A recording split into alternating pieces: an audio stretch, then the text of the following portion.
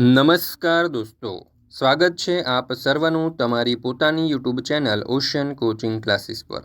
મિત્રો, ધોરણ 7ની હિન્દી વિષયની જે સ્વ અધ્યયન પોથી છે એમાં પાઠ નંબર 7 આપણને આપેલો છે ઢૂંઢતે રહ જાઓગે ભાગ 3ની અંદર।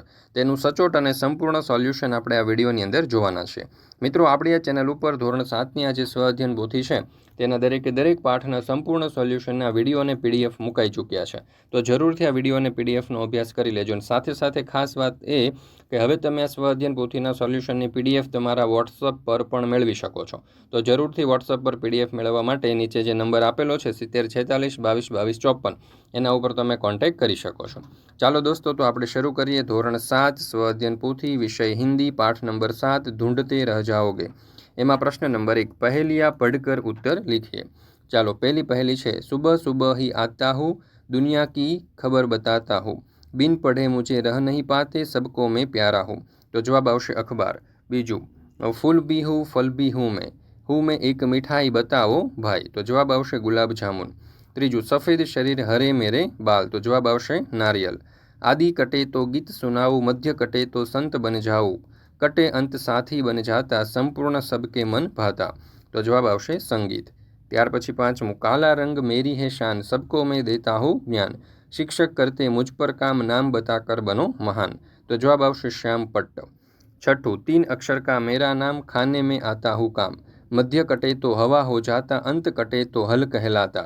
तो जवाब आवश्य हलवा। ત્યાર પછી સાતમું, सुंदर सुंदर ख्वाब दिखाती पास, सभी के रात में आती, धक्के मांद को दे आराम, जल्द बताओ उसका नाम। तो जवाब आवश्य नींद। ત્યાર પછી છે આઠમું, प्यास लगे तो पी सकते हैं, भूख लगे तो खा सकते हैं, ठंड लगे तो जला सकते हैं, ऊंचा मेरा धाम, बच्चों बोलो मेरा नाम। तो અહીંયા જવાબ આવશે નારિયેલ।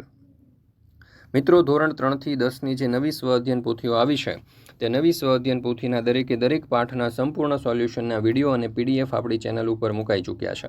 તો જરૂરથી આ વિડીયો અને પીડીએફનો અભ્યાસ કરી લેજો। હવે આ પીડીએફ તમે તમારા વોટ્સઅપ પર પણ મેળવી શકો છો અને વોટ્સઅપ પર પીડીએફ મેળવવા માટેનો નંબર તમને અહીં આપેલો છે 7046222254। આ નંબર ઉપર કોન્ટેક્ટ કરી સંપર્ક કરી અને તમે આ સોલ્યુશનની પીડીએફ મેળવી શકો છો। સાથે સાથે આપણી એપ્લિકેશનનું નામ છે ઓશિયન કોચિંગ ક્લાસીસ। આ એપ્લિકેશન તમે ડાઉનલોડ કરી અહીંયાથી પણ તમે સોલ્યુશનની પીડીએફનો અભ્યાસ કરી શકો છો। તો દોસ્તો, જરૂરથી આ જે પીડીએફ છે તે મેળવી અને તેનો અભ્યાસ કરી લેજો। સાથે સાથે વોટ્સઅપ ગ્રુપમાં પણ જોડાઈ જજો, જેથી કરીને આવનારા તમામ વિડીયો અને પીડીએફની લિંક પણ તમને વોટ્સઅપ પર પ્રાપ્ત થતી રહે। ત્યાર પછી છે પ્રશ્ન નંબર 2, शब्द की मदद से पहली पूर्ण कीजिए।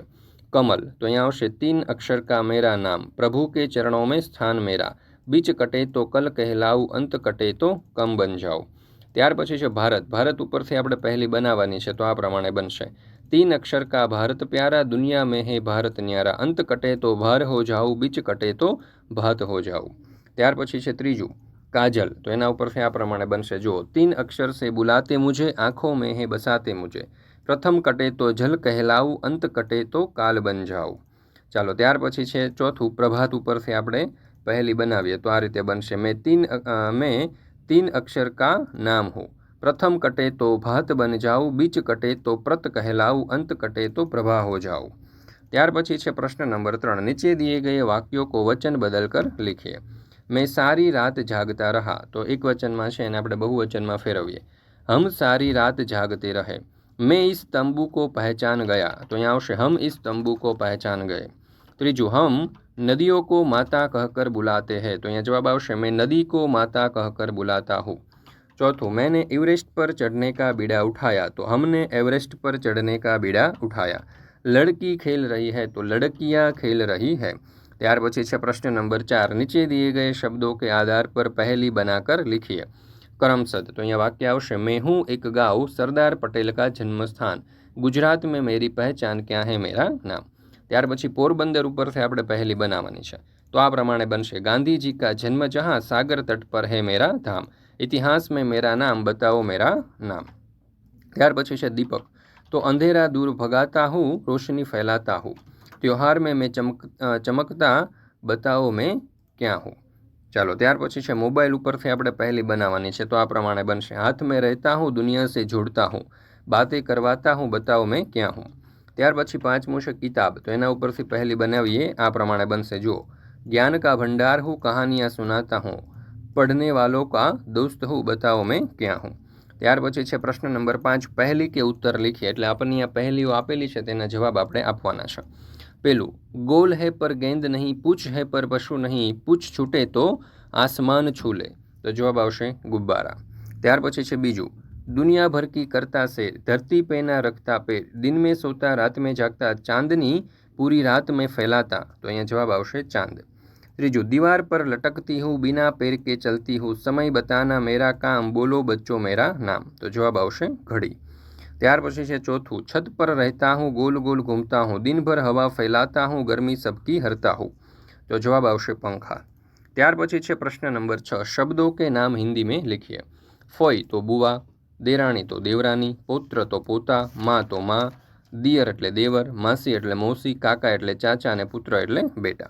મિત્રો, ધોરણ 3 થી 12ની કોઈ પણ પ્રકારની પીડીએફ અને પીપીટી તમારે જોઈતી હોય તો એ તમને મળી જશે ઓશિયન કોચિંગ ક્લાસીસ પરથી, જેમ કે સ્વ અધ્યયન પોથીના સોલ્યુશન, સમજૂતી પ્લસ સ્વાધ્યાય સોલ્યુશન, ગાલા સ્વાધ્યાય પોથી, પ્રોજેક્ટ પ્રવૃત્તિ બુક, પ્રયોગ પોથી, ભૂગોળ પોથી, અંગ્રેજી ગ્રામર, યુનિટ ટેસ્ટ, આઈએમપી પ્રશ્નો, અસાઇનમેન્ટ કે કોઈ પણ પ્રકારના સોલ્યુશનની પીડીએફ અહીંયાથી તમે મેળવી શકશો।